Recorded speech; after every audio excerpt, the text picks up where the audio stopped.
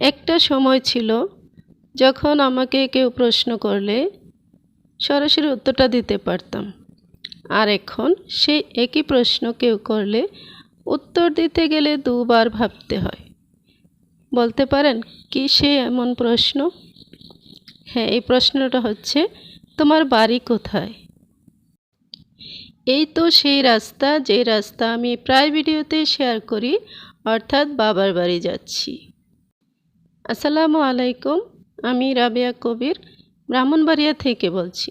BD blog diary of a teacher চ্যানেলে আপনাদের আরও একবার স্বাগত জানাচ্ছি। কাছে কিংবা দূরে যে যেখানে বসে আমার আজকের ভিডিওটি দেখছেন, আশা করছি আল্লাহর অশেষ রহমতে আপনারা সবাই ভালো আছেন। আলহামদুলিল্লাহ, আমরাও বেশ ভালো আছি। ঈদ পরবর্তী বেড়ানো কিন্তু আমাদের শেষ হয়ে গেছে। আমরা আমার বান্ধবীর বাড়ি থেকে বেরিয়ে এসেছি। আপনারা অনেকে হয়তো ভিডিওটা দেখেছেন। আর এখন যেহেতু আরও কিছুদিন ছুটি হাতে আছে, চলে এসেছি আমার বাবার বাড়ি। তো আমার ছোট মেয়ে ঈশিতার জন্মদিন ছিল, তো ওর খুব শখ ছিল যে নানু বাড়িতে যেহেতু যাচ্ছি, তাই ছোটোখাটো করে একটা পার্টি দেব। তো সবাই মিলে খুব মজা করেছে, আমার ভাস্তা ভাস্তিরা। আর আমাদের বাড়ির একমাত্র জামাই, আমার পরবর্তী প্রজন্মের প্রথম মেয়ের জামাই হচ্ছে আমার ভাস্তির জামাই, সেও এখানে উপস্থিত ছিল। তো সবাই কিন্তু অপ্রস্তুত অবস্থায় হলেও অনেক মজা করেছে। আর এই তো আগ্রার তাজমহল এখন আমার ঈশিতার হাতের মুঠোয় চলে এসেছে। ঈশিতা কিন্তু খুব খুশি, আলহামদুলিল্লাহ। এটা ছিল পরের দিন সকালবেলার ভিডিও। আমি যেহেতু গতকাল সন্ধ্যায় বাড়িতে এসেছি, তো সন্ধ্যার সময় আর কোনো ভিডিও ক্লিপ নেইনি। তো এখন হচ্ছে পরের দিন সকালবেলা। ছোট্ট একটা আম গাছে অনেকগুলো আম ধরেছে মাশাল্লাহ। তো আম গাছটা দেখতে ছোট হলেও আমগুলো কিন্তু খুব সুন্দর। এই আমগুলো বেশ বড় হয়, তো এখনও ছোট আছে। তো আমি ভাবলাম একটুখানি শেয়ার করি। আসলে এই সিজনে যেহেতু বাড়িতে এসেছি, আর আমাদের বাড়িটা কিন্তু সম্পূর্ণই আম কাঁঠাল গাছে ঘেরা, আপনাদের সাথে শেয়ার করব ইনশাল্লাহ। তো দেখতে থাকুন, আর দেখার শুরুতে একটা লাইক দিতে ভুলে যাবেন না প্লিজ। আর এ হচ্ছে আমাদের বাড়ি। আর আমাদের বাড়িটা কিন্তু এখন 4 ভাইয়ের মধ্যে বিভক্ত হয়ে গেছে। তো 4 ভাই কিন্তু আল্লাহর রহমতে আলাদা আলাদা করে বাড়ি করে ফেলেছে। তো আপনাদের সাথে আমি কিন্তু এভাবে দূর থেকে সম্পূর্ণ বাড়িটা শেয়ার করার চেষ্টা করছি। তো কাঁঠাল গাছে অনেক কাঁঠাল ধরেছে মাশাল্লাহ। কাঁঠালগুলো দেখতে কিন্তু খুব ভালো লাগে। আসলে এই যে দৃশ্যটা দেখছেন, এগুলো কিন্তু আমার বহুদিনের স্মৃতি বিজড়িত। আর সেই জন্যই কিন্তু আমি যখনই এই সিজনে বাড়িতে আসি, আম কাঁঠালের গাছগুলোকে নতুন করে ভিডিও করে নিই। বারবার আমার পুরনো কথা, পুরনো স্মৃতি সব কিছু মনে পড়ে যায়। সেজন্য কিন্তু আমার ভালো লাগে আপনাদের সাথে শেয়ার করতে। তো এখন আমি যেখানে দাঁড়িয়ে ভিডিওটা করছি, অর্থাৎ যে গাছটা আপনাদের সাথে শেয়ার করছি, এই গাছের কাঁঠাল কিন্তু ভারী মিষ্টি। আর আমার কিন্তু অনেক প্রিয় একটা কাঁঠাল গাছ এটা। মোটামুটি আমাদের বাড়ির সবগুলো গাছে কাঁঠাল এসেছে। আর কাঁঠালগুলো কিন্তু গাছগুলো যেহেতু আমার আব্বা নিজের হাতে লাগিয়েছিল, সেই জন্য সবগুলো কাঁঠালই বেশ ভালো জাতের হয়েছে। আর অনেক আগে থেকে এই গাছগুলোতে কাঁঠাল আসছে। অনেকগুলো গাছ আবার নষ্ট হয়ে গেছে, আর কিছু গাছ নতুন করে লাগানো হয়েছে।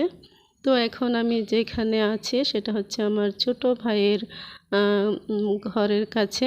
তো আমার ভাই যেহেতু বেঁচে নেই, আর সেজন্য আমার ভাইয়ের বউ এই বাড়িতে এখন আর রেগুলার থাকে না, মাঝে মধ্যে আসে।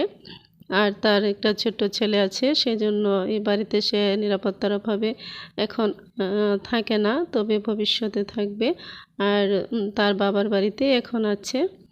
তো পার্সোনাল কথাগুলো আপনাদের সাথে শেয়ার করার একটাই উদ্দেশ্য হলো, মাঝে মাঝে ইচ্ছে করে শেয়ার করি, আবার মাঝে মাঝে ভাবি কে কীভাবে নেবেন, সেজন্য আর বলা হয়নি। আমার ছোট ভাইটা কিন্তু 2020 সালে সেপ্টেম্বর মাসে মারা গিয়েছে। সে আমারও ছোট। তার একটা ছেলে আছে। ছেলেটার বয়স এখন 7 বছর চলে। ওর বয়স যখন 4 বছর হয়নি, তখনই তার বাবা মারা গিয়েছে। আমার ভাই লেবাননে থাকতো, সেখানেই মারা গিয়েছে। এই যে মেন রাস্তা থেকে আমার দুই ভাইয়ের বাড়ির মাঝখানে দিয়ে ছোট্ট রাস্তাটা দেখা যাচ্ছে। এই রাস্তাটা এখন পাকা করা হবে, সেই রাস্তার কাজটা চলছে। তো এই রাস্তাটা দিয়ে কিন্তু অটো বা সিএনজি দিয়ে আমরা বাড়িতে ঢুকি, সেজন্য বর্ষাকালে রাস্তাটা মাটির হওয়ার কারণে কিন্তু একটু সমস্যাই হয়। একটুখানি বৃষ্টি হলে কাদামাটিতে ভরে যায়। তো ভাবলো যে রাস্তাটা পাকা করে নিলে ভালো হবে। আর এই যে সামনে একটা গেট দেখা যাচ্ছে, এই গেট পর্যন্ত এই রাস্তাটা পাকা হবে। আর এই গেট দিয়ে ঢুকে হচ্ছে আমার বড় ভাইয়ের বাড়ি।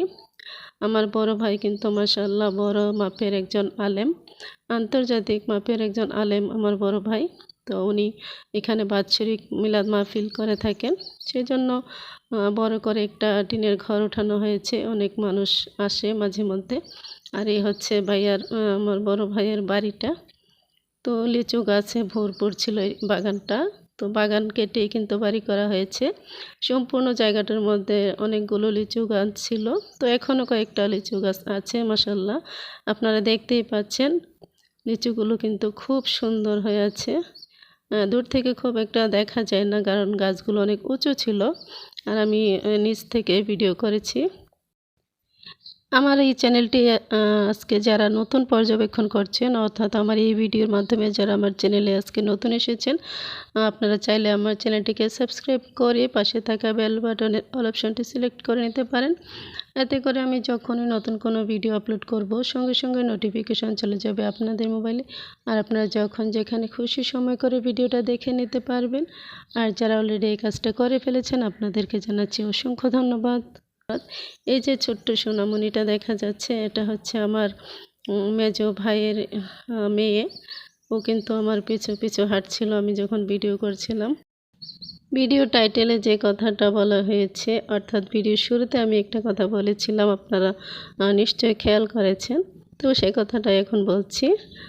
বাড়িতে যাওয়ার পথে এই কথাটা মনে হয়েছিল।